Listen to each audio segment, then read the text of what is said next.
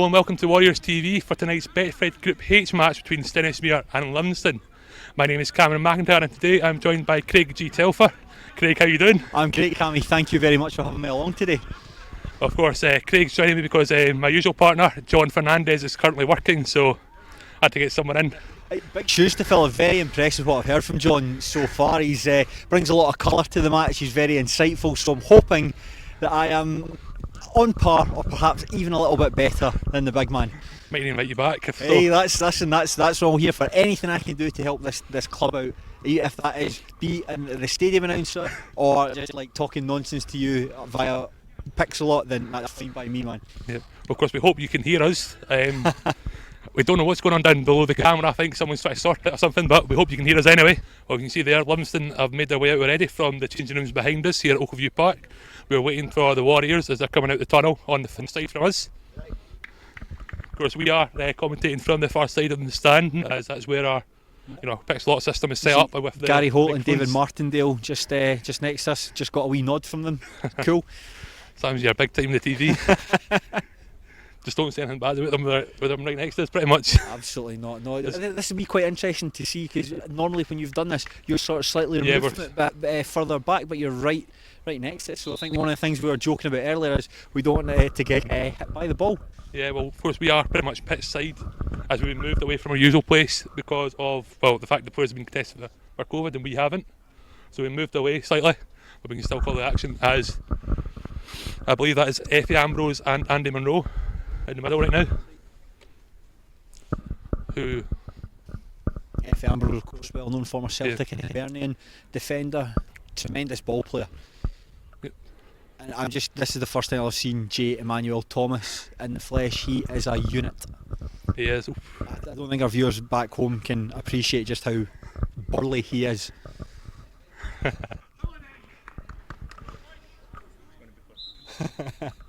Of course, they take the knee for Black Lives Matter movement.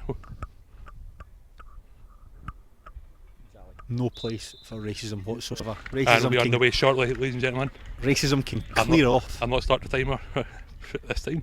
Done that on Saturday by accident. As Mark Ryan is going to get us on the way for the Warriors.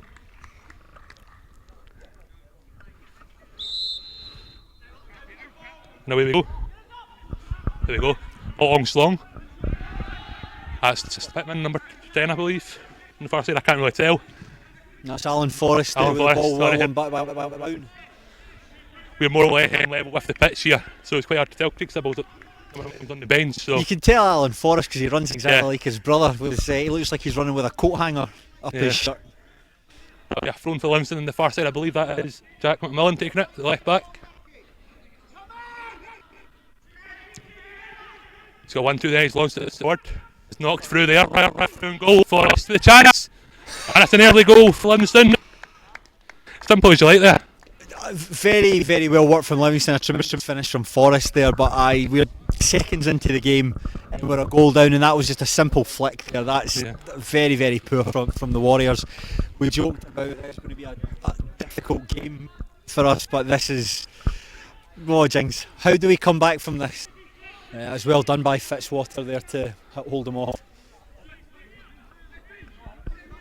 Of course, it is a more defensive formation tomorrow. It's a 4-5-1 it looks like, with Paul Brown sitting in front of Tappan and Blair in that midfield. Yeah, I don't think normally we would play a 4-3-3 formation. We've done that previously, guys like Greg Spence and Botti Biabi playing, but I don't think we're going to have we can't afford to be as adventurous this time out. Forrest, ball in. And that's 2-0. Simple as you like again there. Fantastic goal from Alan Forrest. We've seen them do that for Livingston earlier this season. We've seen him doing all throughout his time at Ayr United. Brilliant finish. And I think Paul Marshall's call for 2-2 and penalty is still on. Just a bit of work still to be done. That's a double now for Forrest. Both goals, coming from that left hand side where the two experienced defenders are, which is quite concerning for Davy Irons. Of course, McQueen and Yates, the two.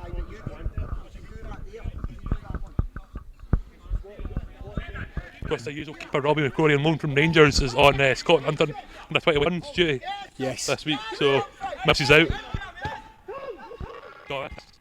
Through. to Thomas, and it's knocked over there. Out for a goal kick for the Warriors. Livingston are looking quite dangerous every chance they get. But it's such a big difference, like, to carry team at the park, because he'll do the same thing again here. He'll do the same thing again. Oh no, he doesn't. Yeah, it's Popcorn. Oh, I don't even know how to pronounce his name. Number 15, Poplatnik. Number 15.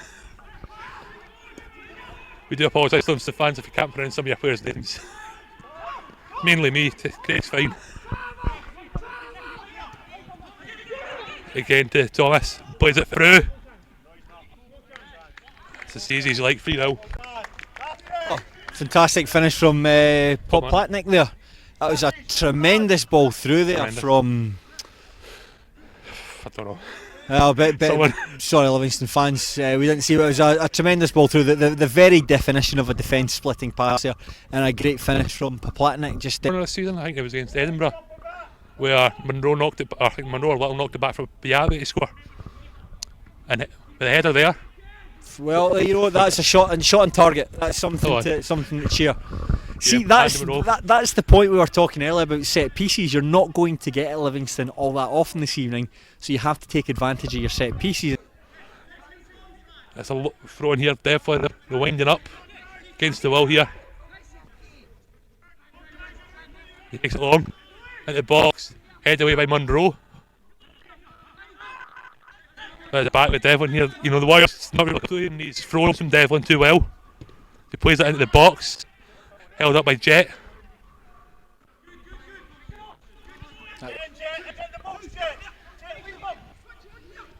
Milton, Queen's staff now is doing that well.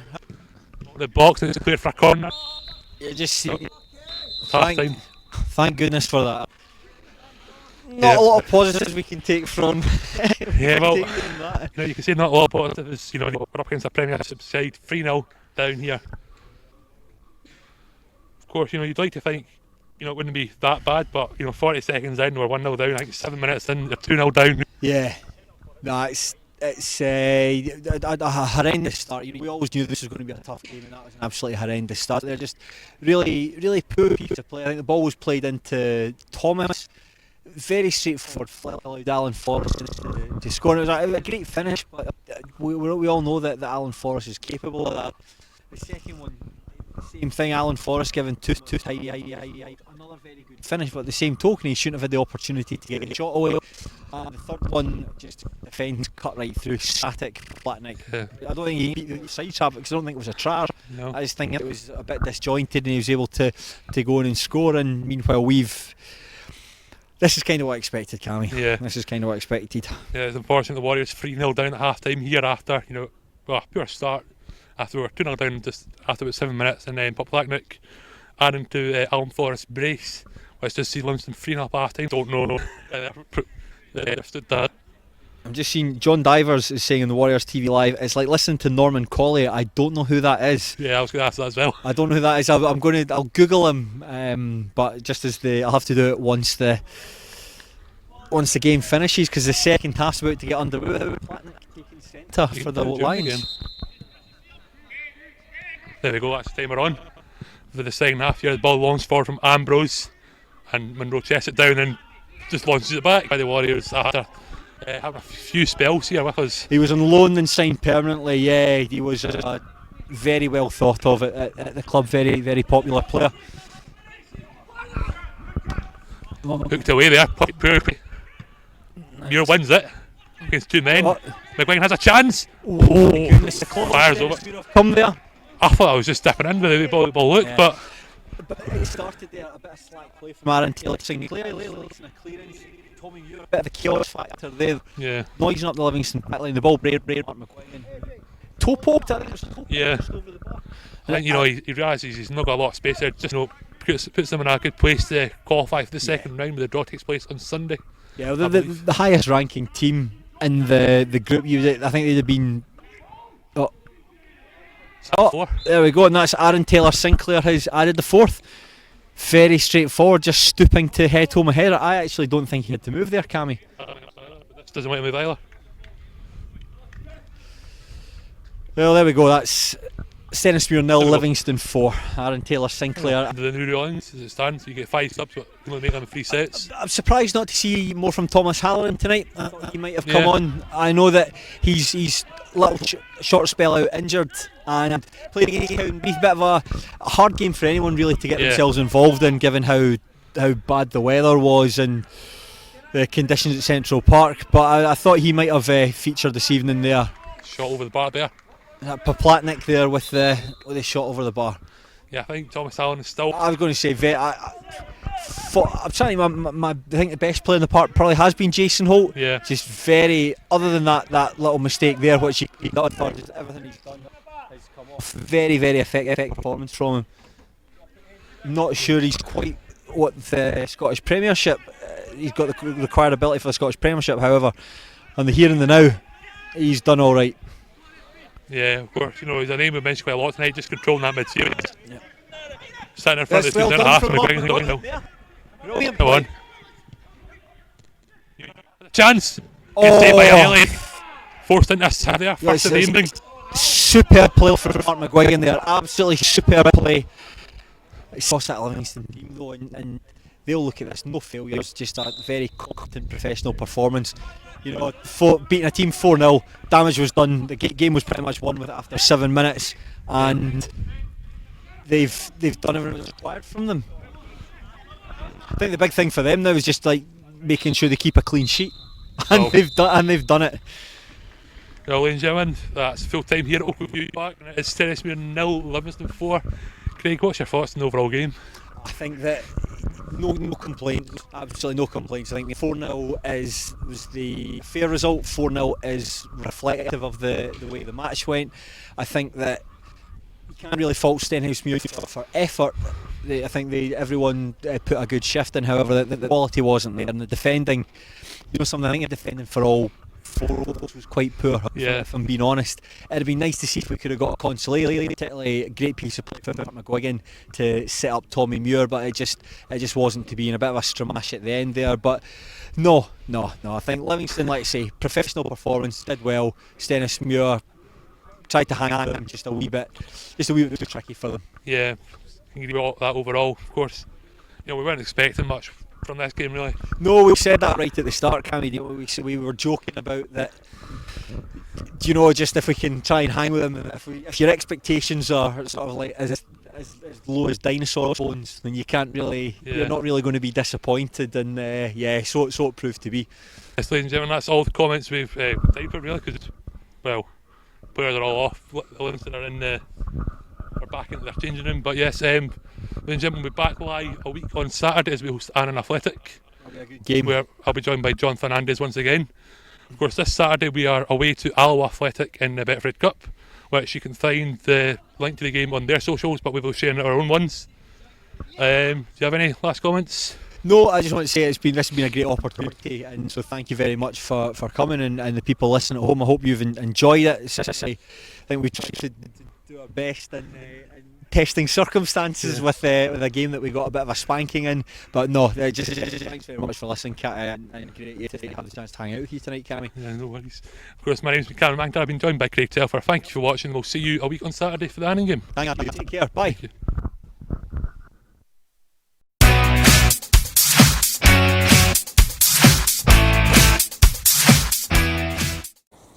Davey, a tough one to take tonight, losing 4-0. It was two early goals with us conceded. What do you think went wrong with the start of the game? Yeah, we didn't start the game obviously very well.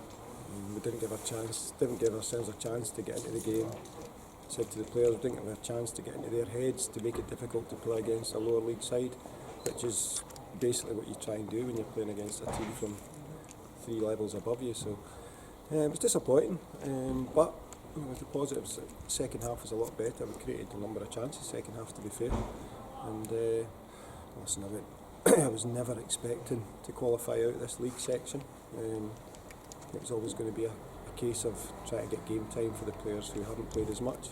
I think you see from the side that we put out at the start, it was, Chris came in at the back, had his second full game for us since he's come in. Jaden Fairley, Cammy Graham, Bruni as well.